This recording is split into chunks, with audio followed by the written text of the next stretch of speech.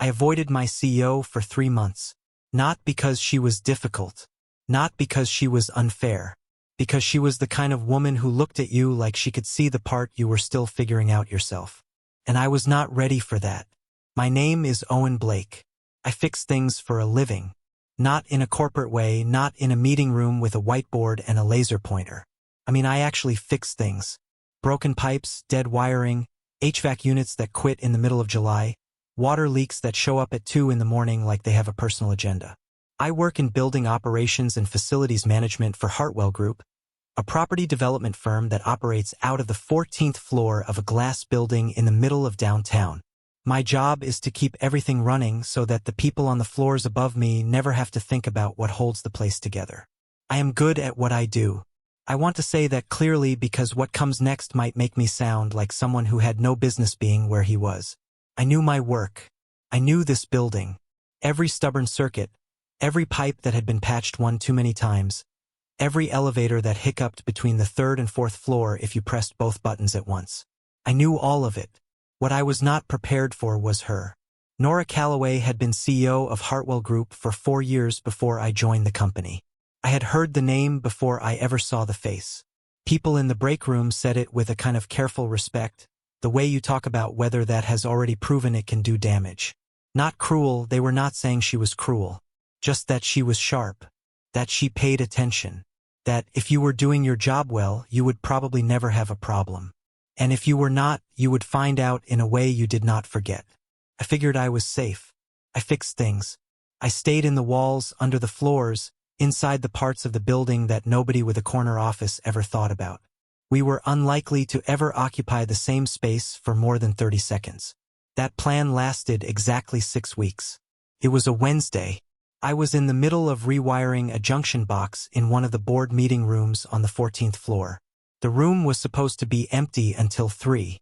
At 2:15, the door opened and Nora Calloway walked in with a folder under her arm and a look on her face that said she had already done 6 things before lunch and was not slowing down. She stopped when she saw me. I stopped when I saw her. There was a half second where we both just existed in the same room without context. Then she looked at the open panel on the wall behind me, looked at the tools on the table, looked at me and said, "What is the load capacity on this circuit once you are done?" Not hello. Not who are you. Not can you come back later. Just a direct, specific technical question delivered like she had been thinking about it all morning.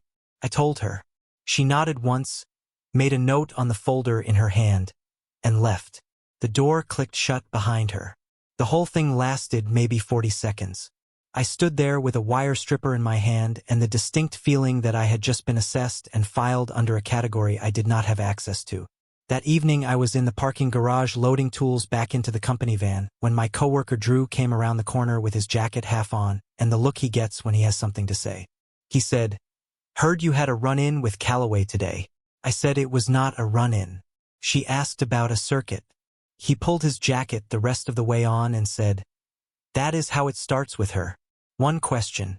Then she knows exactly what she needs to know about you." I told him he was being dramatic. He pointed at me and said, "You will remember I said that." I did not think about it much that night. I had a report to finish, a parts order to put in, and a section of conduit to map out before Friday. I was busy. I was focused. I had a job to do and I was going to do it well, and that was the whole story. Except it was not, because 2 weeks later it happened again. Different room this time. I was checking the air handling unit in the executive corridor, a narrow space that most people walked past without knowing it existed. The access panel was behind a framed print that maintenance had been moving for years. I had the panel open and was halfway through a filter inspection when I heard footsteps stop behind me. I turned around. Nora Calloway was standing 3 feet away holding a coffee cup and looking at the open panel with what I can only describe as genuine interest. Not the polite kind. The real kind. She said, "Is this the unit that controls the temperature variance on this floor?" I said yes and explained that it had been running about 2 degrees cold on the east side because the damper calibration was off. She said, "That is why the corner office has been an icebox since March." I thought it was me. I almost smiled. I did not, but I almost did. She looked at the unit for another second. then at me and said, "Fix the damper first." Then she walked away. That was the moment I made my decision. Not a dramatic decision. Not a speech I gave myself in the mirror. Just a quiet, practical, completely logical conclusion. Nora Calloway noticed things. She noticed everything. She asked questions that sounded simple and were not. She walked into spaces that were supposed to be mine and filled them with a presence I was not equipped to be casual about. And I was not interested in being a person who got distracted at work. So I started being somewhere else when she was somewhere. If her assistant's calendar showed a walkthrough on a floor I was scheduled to work, I rescheduled. If she was known to eat lunch in the courtyard on Thursdays, I ate at my bench. If there was a facilities review meeting where upper management sometimes stopped by, I sent my written report and skipped the room. It was not avoidance. I told myself it was professionalism, boundaries, focus, good workplace habits. Drew called it something else. He watched me reroute my entire Tuesday, once when he knew Nora was doing a floor inspection, and he just leaned against the wall and said, "You know she is going to notice that too, right?" I told him to mind his business. He laughed and went back to work. For 3 months, my system held. 3 months of careful scheduling, strategic detours, and the particular kind of discipline that comes from not letting yourself think too hard about why you are working so hard to avoid one specific person. And then September arrived and took my system apart in about 4 minutes.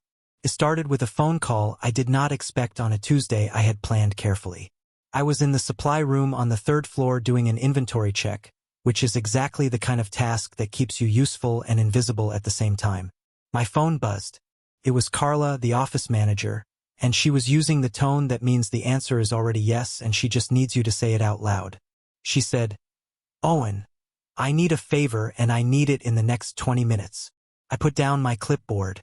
She said Nora had a site visit scheduled that afternoon at the Alderman property on the west side, one of Hartwell's older renovation buildings. The regular driver had called in sick. The site was 40 minutes across the city in mid-afternoon traffic. Could I take her? I stood very still in that supply room for a moment. Carla said, "It is just a drive, Owen. There and back." I said yes, because that is what I do.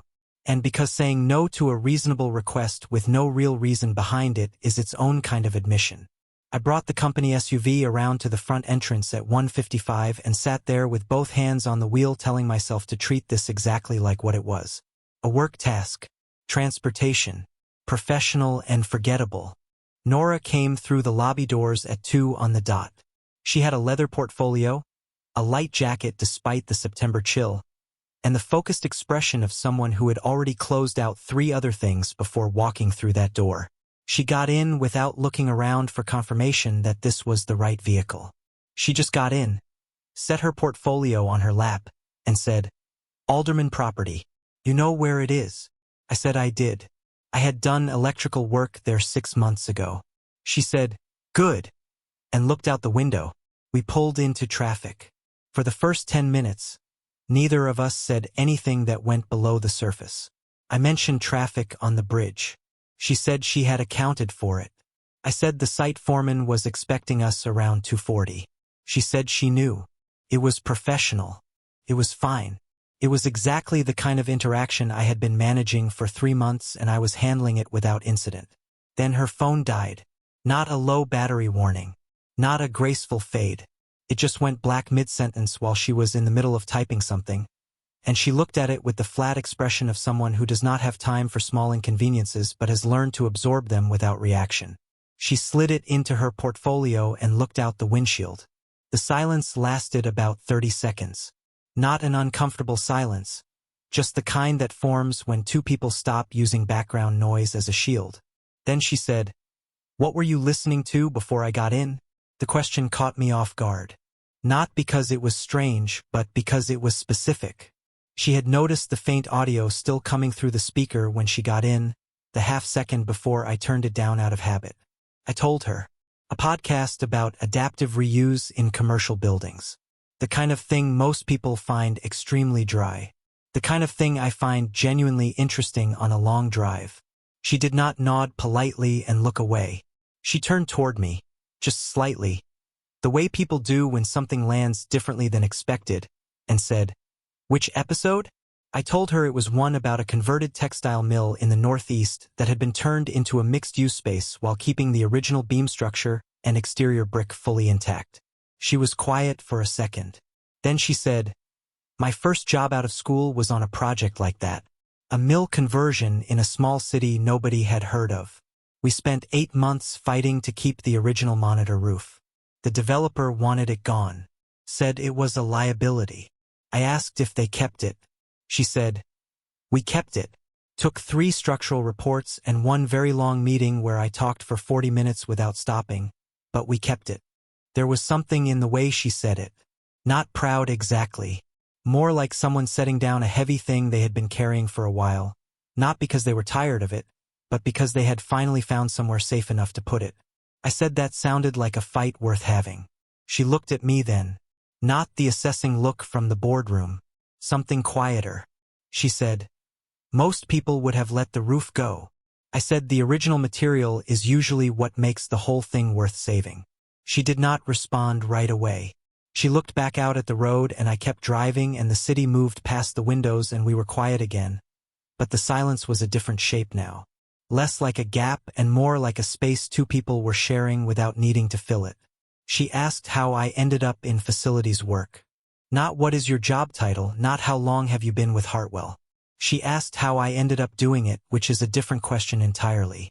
I told her about growing up in a house where nothing was ever truly finished.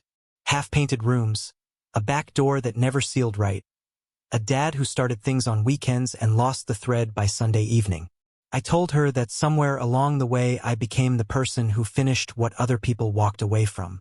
That there was something that felt like purpose in leaving a place more solid than I found it. She was quiet for a moment. Then she said, "That is either a calling or something you built out of necessity." I said it was probably both. She made a sound that was almost a laugh. Small and quick, like it got out before she decided whether to let it. We were pulling off the highway by then, working through the surface streets toward the Alderman building, and I was aware in a way I had not been an hour ago that the drive was almost over.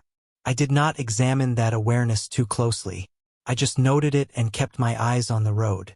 When I pulled up to the building, she had her portfolio open again and was back in her professional frame, the focused and forward-facing version that I had seen in hallways and heard about in break rooms. She got out and looked up at the building and said, "Walk it with me. I want a facilities read before the foreman arrives." It was not a question. I got out of the car. The Alderman property was a 4-story brick building from the early 1900s, the kind of place that had been a textile factory, then a storage unit, then nothing for a long time. The windows on the upper floor were tall and narrow. The fire escape on the side was original ironwork, which almost never survived this long. I noticed that before I even stepped away from the car. Nora noticed it too. She stood on the sidewalk for a moment before going in, just looking at the outside of the building the way most people only look at screens. Like she was reading it, like it was saying something worth hearing. I followed her in. The ground floor smelled like old wood and cold concrete. Contractor markings were chalked on some of the walls, arrows and numbers and abbreviations that meant things were about to be torn out. Nora walked slowly, her footsteps quiet on the dusty floor, and she pointed at a section of crown molding near the ceiling that the chalk marks had circled for removal. She said, "That stays." Not a question, not a suggestion, just a fact she was putting into the room. I looked at it. The molding was plaster, original, with a repeating pattern that would cost more to recreate than to restore. I told her she was right and that whoever marked it for removal either did not look closely or did not care. She glanced at me sideways and said, "Which one is worse?" I thought about that for a second. I said not caring was worse because not looking could be fixed with a second visit. She was quiet for a moment. Then she moved on and I followed. We spent the next 40 minutes going through the building floor by floor. She asked me what I saw from a systems perspective. I told her about the ventilation gaps on the second floor, the water staining on the east wall that suggested a slow leak behind the brick, the way one section of flooring had been patched 3 different times with 3 different materials because nobody had ever found the actual source of the problem. She listened the way people listen when they are actually collecting information, not just waiting for their turn to talk. On the third floor, we found the windows that had been bricked over. You could see it clearly once you knew what to look for. The brick fill was a slightly different color than the surrounding wall, newer mortar, less wear. Nora stopped in front of one and put her hand flat against it. She said, "These were probably 8 feet tall." I said probably taller. The ceiling height on this floor was nearly 11 feet, which meant the original windows would have flooded the space with light. Whoever bricked them over had turned what was probably a beautiful open floor into a dim, heavy room that felt smaller than it was. She turned around and looked at the space as if she was trying to see what it used to be instead of what it had become. I understood that feeling more than I expected to.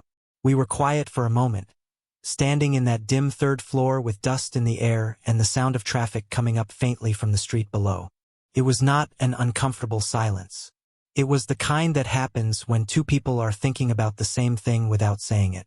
The contractors were pulling up as we reached the ground floor and stepped back out onto the sidewalk, 2 vans and a pickup. Nora shifted back into her CEO posture so naturally that for a second I wondered if the last 40 minutes had happened the way I remembered them. She spoke to the lead contractor for a few minutes. I stood to the side, waiting. At one point she turned and referenced something I had said about the east wall leak, using the exact words I had used, and the contractor looked at me and nodded like I had just been introduced without an introduction. On the drive back, we did not talk as much. But it was not empty. It was the kind of quiet that sits between people who have already said something real and do not need to fill the space around it. When I pulled the car into the garage, she got out and then paused with her hand on the door. She said, "Thank you for the read on the building." I said, "Anytime."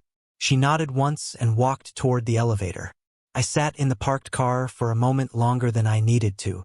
Drew was waiting for me near the supply closet on the second floor when I came back in. He had that look on his face, the one that meant he had been watching and had already formed an opinion. He said, "So how was the site visit?" I told him it was fine. Just work. He said, "Sure." Then he handed me a work order and walked away grinning. I told myself he was reading into nothing, that it was a drive and a walkthrough and a conversation about old buildings. Normal, professional, completely unremarkable. I thought about that third floor for the rest of the afternoon, about the windows, about what the room used to be before someone decided to block out the light. That is what I told myself, anyway. The quarterly mixer was the following Friday. Rooftop terrace, company drinks, the kind of event where everyone stands in the same clusters they always stand in and calls it networking. I showed up because it was expected, got a drink, found a spot near the railing where I could see the city and not be in the middle of the noise. Nora arrived about 20 minutes after I did. I was not watching the entrance. I want to be clear about that. I was looking at the building across the street, an older mid-rise with terracotta detailing on the upper floors that most people walked past without noticing. I was looking at that when I felt the shift in the room that happens when someone important walks in. She spoke to the 2 board members near the door first, then her head of finance. Then she moved through the terrace the way she moved through buildings, slowly reading the room. And then her gaze crossed the space and landed on me. She did not wave. She did not nod. She just registered where I was and moved on to the next conversation. But she had found me before she found anyone else in that room. And I had noticed. I stayed where I was. Talked to a project coordinator named Luis about a plumbing retrofit he was managing downtown. Listened to Drew complain about the recycled air in the conference rooms. Finished my drink. Nora worked the room for an hour, smooth and unhurried. At no point did she look like she was performing. That was the thing about her. Most people at her level performed ease. She just had it. At some point she ended up near the railing, maybe 15 feet from where I was standing. She was talking to the head of acquisitions, a loud man named Greg who laughed at his own sentences. She was listening, nodding, holding her glass lightly. Then Greg got pulled away by someone and she turned and looked at the city view and we were suddenly just 2 people standing near the same railing with nobody between us. She said, without looking at me, 2 blocks north, the narrow one with the green cornice. I looked. I had already been looking at it. I said, "Heritage designation filing closed last month. City flagged it for a demolition review." She turned her head toward me slowly. How do you know that? I said I paid attention to buildings the way other people paid attention to sports scores. She looked at me for a moment like she was recalibrating something. Then we were talking. About the building, about the designation process, about what it actually took to stop a demolition review once it had started. She knew the legal side better than I expected. I knew the structural side better than she expected. The conversation locked together in that clean way where neither person is performing and both people are actually learning something. A colleague of mine passed us at one point and raised an eyebrow at me over Nora's shoulder. I ignored it. Nora said the building had probably been altered 3 or 4 times since its original construction, and that the green cornice was almost certainly a later addition, which meant the real architectural value was likely hidden underneath decades of bad decisions. I said that described a lot of buildings. She looked at me with something steady in her expression and said, "And a lot of people." I did not have a response for that. She did not seem to need one. We stood there another few minutes before her assistant appeared at her elbow with a quiet word, and she straightened and said she had to go. She looked at me once more before turning away. Not long, just a second. Then she was across the terrace and gone. I stayed at the railing. The city was loud below. Luis appeared beside me and handed me a fresh drink and said absolutely nothing, which told me he had been watching. I told him it was a conversation about a building. He said, "I know what it looked like." I did not ask what it looked like. I just looked back at the city and finished my drink. But I stood at that railing a long time after she left. The following week, I almost did not send the message. I had my phone in my hand, the photo already pulled up, my thumb hovering over her name in my contacts. I was standing on Callaway Street in the middle of a workday, looking at a building I had no professional reason to be thinking about, and I was about to text my CEO about it. I sent it anyway. The city notice was stapled to a wooden board nailed into the front facade. Designation review. Public comment period open 30 days. It was the kind of small official paper that most people walked past without reading. I had read it 3 times. The building was a 4-story stone structure, early commercial, probably built around the same era as the Alderman building. The stonework on the front was hand-cut. You could see the variation in the blocks if you looked at the right angle in the right light. The arched entry still had its original keystone. Someone had painted over the stone at some point with a gray exterior coat that was now peeling away in long strips, and underneath it, the original warm brown stone was coming back through like the building was shedding something it never asked to wear. It deserved better than a demolition notice. I took the photo and sent it before I talked myself out of it. Her reply came in 4 minutes. She said the arch alone was worth the fight. I wrote back that the keystone was still centered, which meant the foundation had not shifted significantly in over 100 years. She replied that most new construction could not claim the same after 20. I smiled at that, put my phone in my pocket, got back in the company vehicle and drove to my next job. But that evening, sitting at the table in my apartment with leftover food going cold, I picked up my phone again, and she had already messaged first. She had looked up the designation file. She had found the original permit records from when the building was first constructed. She sent me 2 pages of it, scanned, slightly crooked like she had done it quickly from her desk. The original owner had been a printing company. The ground floor had housed 3 large presses. The upper floors had been open workspace for typesetters and editors. I sat there reading those 2 pages 3 times. We went back and forth for over an hour. About the floor plan, about whether the interior columns were original or added during a later renovation, about what the public comment period actually required and whether a private interest could submit a preservation proposal in time. She knew things I did not know. I knew things she did not know. The conversation moved fast and neither of us was being careful about it. At some point my phone rang. I looked at the screen, let it go to voicemail. I had never done that before with a call I should have taken. I noticed that about myself and sat with it for a moment and then kept texting. When I finally put the phone down and looked up, it was past 10. The food was completely cold. The apartment was quiet. I had spent the evening exchanging messages with my CEO about a building neither of us owned and a designation process that had nothing to do with our actual jobs. I went to bed telling myself it was just professional interest. I was not convincing. 3 days after the late-night texting exchange, I got a work order for the executive floor. Ventilation issue in the east corridor of the 14th floor. It had been ongoing for 2 weeks and needed a full inspection of the duct runs. It was late afternoon by the time I got up there. The assistant desks near the elevator were empty. Most of the executive staff had already left. The floor had that specific kind of quiet that expensive offices get after hours, thick carpet, low light, the hum of something that costs a lot to run. I found the issue in the second duct junction. A damper blade had bent slightly out of alignment, probably from a pressure spike during a system test weeks earlier. Small problem. Easy fix if you had the right tool, which I did. I got down on the floor of the corridor and opened the access panel and started working. I heard her before I saw her. Not her voice. Her footsteps. The specific way she walked, measured and unhurried, that I had apparently learned without deciding to. She came around the corner of the corridor and stopped when she saw me on the floor. She said, "Still here." I said the damper blade was bent. She crouched down slightly to look at the open access panel like she was curious about what was inside it, which most people were not. I told her it would take about 10 more minutes.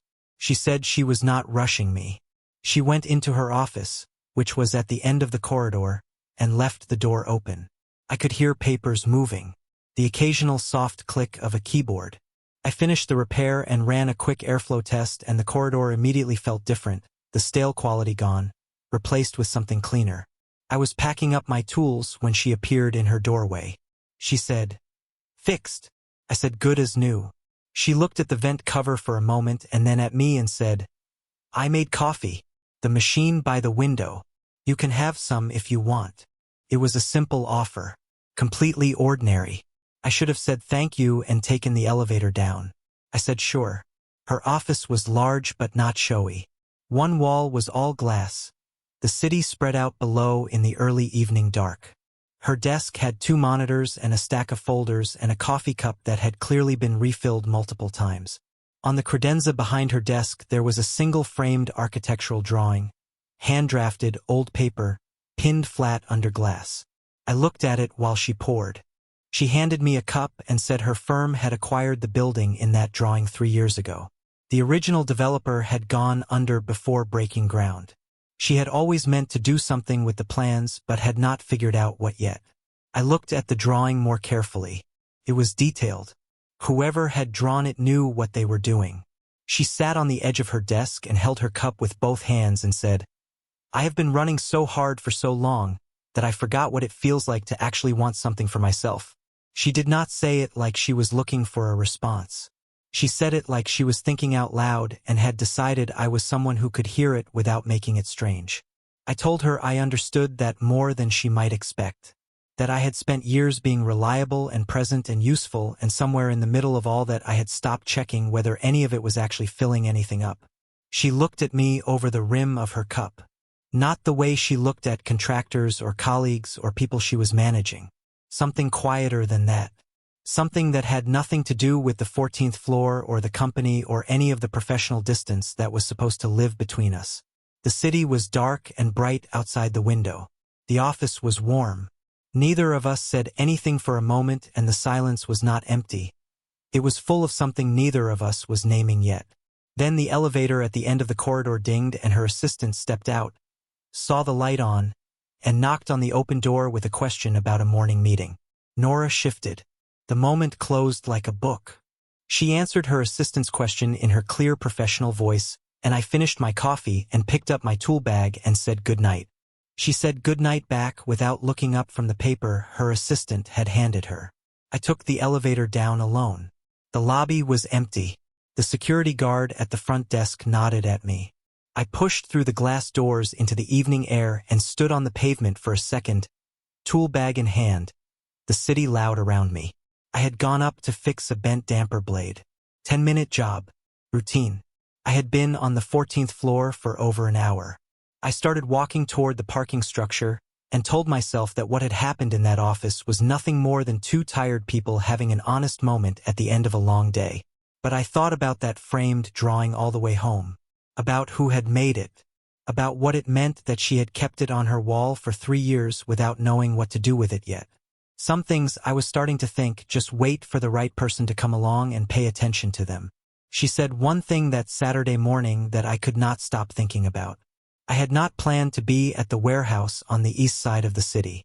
I had a list, a short one, and I figured I would be in and out in 20 minutes. That was the plan. The plan did not include Nora Calloway coming around the end of the sealant aisle with a basket over her arm and stopping 2 feet away from me like we had both walked into the wrong room at the same time. We stood there for a second, neither of us saying anything. Then she looked at the 2 containers in my hands and said, without hesitating, the one on the left. I looked down at them. I had been standing there for 5 minutes trying to decide. She had solved it in 3 seconds. I asked how she knew. She said her old mentor in preservation work used to say the right material choice was the most important decision on any job and also the most skipped one. She said he was almost always right about things like that. She said it the way people talk about someone they respected deeply, plainly, without needing you to respond. I put the left one in my basket. We did not plan to walk the warehouse together. It just happened the way things happen when neither person moves toward the exit. She needed timber sealant. I needed copper fittings. Her list took her down the same aisles as mine, and at some point we stopped pretending we were shopping separately and just walked together. She knew things I did not expect her to know. She picked up a tube of filler compound and read the back label and said the drying time was wrong for cold weather application, that a lot of contractors missed that and ended up redoing the work in spring. We got coffee at the place across the street when we were done. It was not a fancy spot. Plastic chairs, a counter with a glass case of sandwiches, and a woman behind the register who called everyone Han. Nora sat down across from me like she had been there 100 times and ordered without looking at the board. I watched her settle into the chair and thought about how different she looked outside the office. Not smaller, just more herself somehow. Less composed in the deliberate way and more composed in the real way, the kind that does not need an audience. She wrapped both hands around her cup and told me she had been sitting on something for a few weeks and had not found the right person to bring it to. I waited. She said Hartwell had acquired a property 3 years ago that the previous owner had spent nearly a decade developing on paper. The same blueprints I had seen framed on the wall of her office. Blueprints, material studies, structural notes filling 2 full binders. The man had poured everything into the design of it and then walked away before a single wall went up. She said nobody at the firm had ever really looked at the drawings. They had been sitting in a filing cabinet in the archive room since the acquisition closed. She said she wanted someone to look at them with her. Not to pitch a development plan, not to run numbers. Just to look at what the man had been trying to build and understand it. She looked at me across the table when she said it. I understood without her saying my name. I told her I would look at them. She said she was not bringing it to me as a work assignment. She wanted to be clear about that. I said I understood that too. She nodded slowly, looked at her cup, then back at me. And then she said something I was not ready for. She said she was not the kind of person who let things develop without thinking them through all the way. That she had a habit of sitting with things a long time before she moved, and that lately something had been sitting with her that she had not fully decided what to do with yet. She did not say what it was. She did not have to. The coffee shop was warm and the street outside was gray, and I sat across from a woman who ran a company with 60 employees and somehow made that table feel like the quietest place in the city. I did not push. I did not try to fill the space she had left open. I just sat with it the way she had asked me to without asking. We stayed another 30 minutes past the point where the coffee was gone. On the walk back to the warehouse lot, I kept thinking about what she had said. Not the part about the blueprints. The other part. I drove home slowly that afternoon, took the long way back through the older part of the city, the streets with the wide stone buildings and the original lamp posts, and I thought about the last few months honestly in a way I had been putting off. I had been showing up to the 14th floor more than my job required. I had been lingering on jobs near the executive suite. I had been checking my phone after hours in a way I did not do 6 months ago. I sat with that and did not dress it up. I was not being fair to my own situation. I was letting something build in the background while pretending the foreground was fine. That was not honest, and I knew it, and I had been choosing not to know it for a while. So I stopped pretending. That week I had a conversation I had been quietly avoiding. It was not dramatic. There was no argument, no scene. Just two people sitting in a room being honest about something that had quietly stopped being what it used to be. It hurt in the specific way that honest things hurt, not sharp, just heavy, the kind of weight you feel in your chest when you say a true thing out loud that you cannot take back. We ended it with care.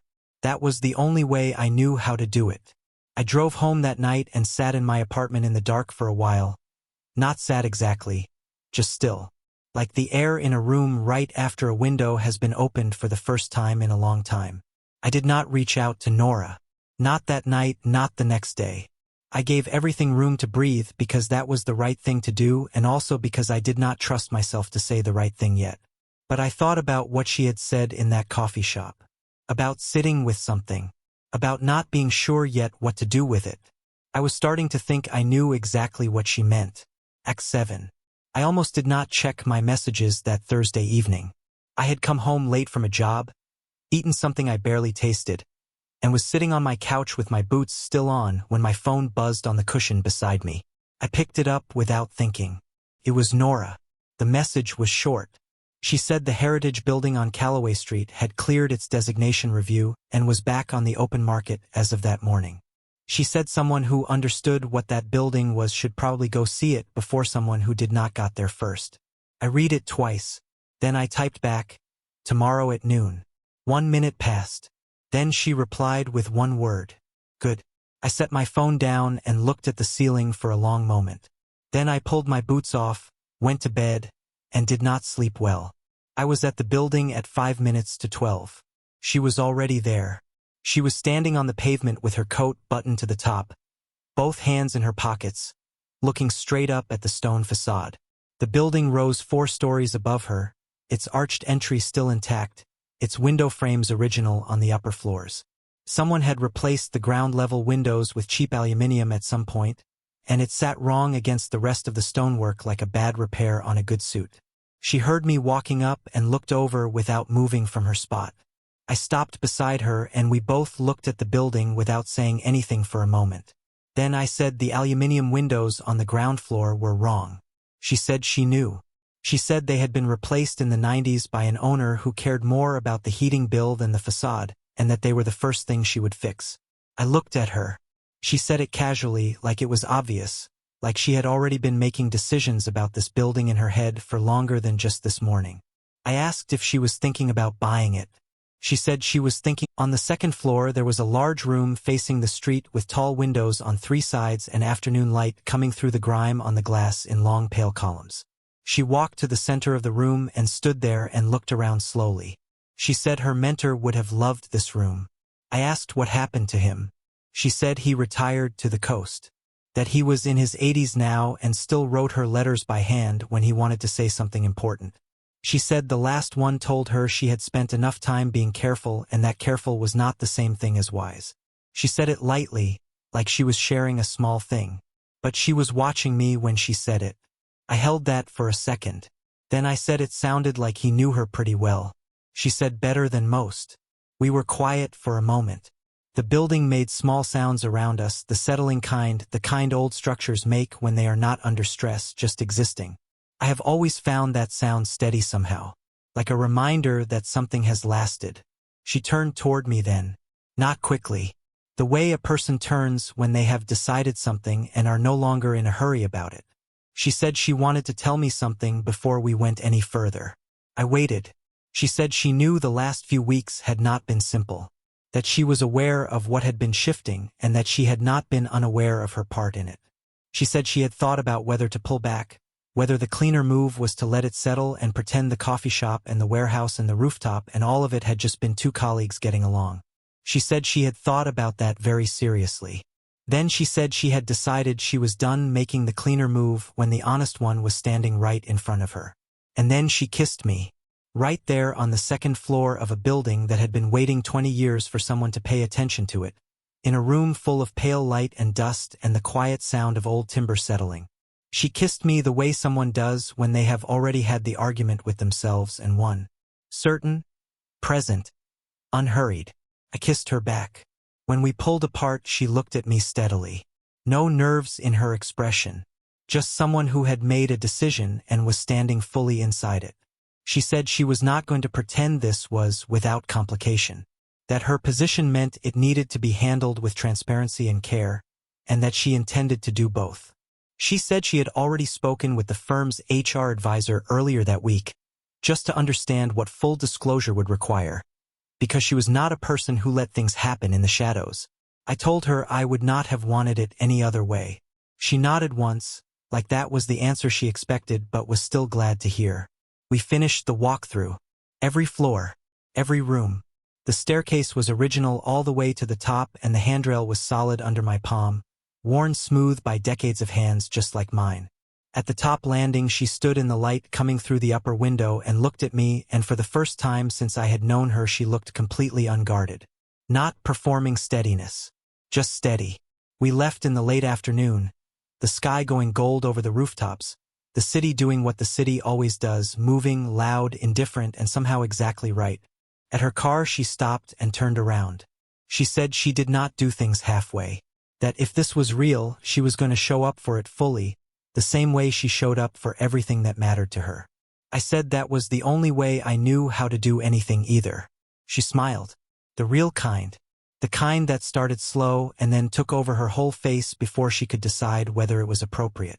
She got in her car and drove away, and I stood on that pavement in the October light and felt something in my chest that I had not felt in a long time. Not relief exactly. More like recognition. I had spent 3 months staying out of this woman's way.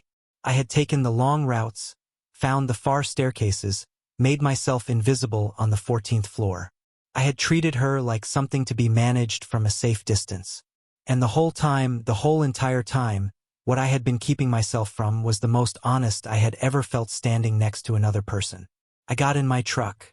I had a building to think about, a staircase worth every hour it would take, a set of old blueprints sitting in a filing cabinet waiting for 2 people who finally knew what to do with them. And for the first time in longer than I could measure, I was not just moving through my days. I was looking forward to what came next. And this time I was not going to walk away from it before it was finished.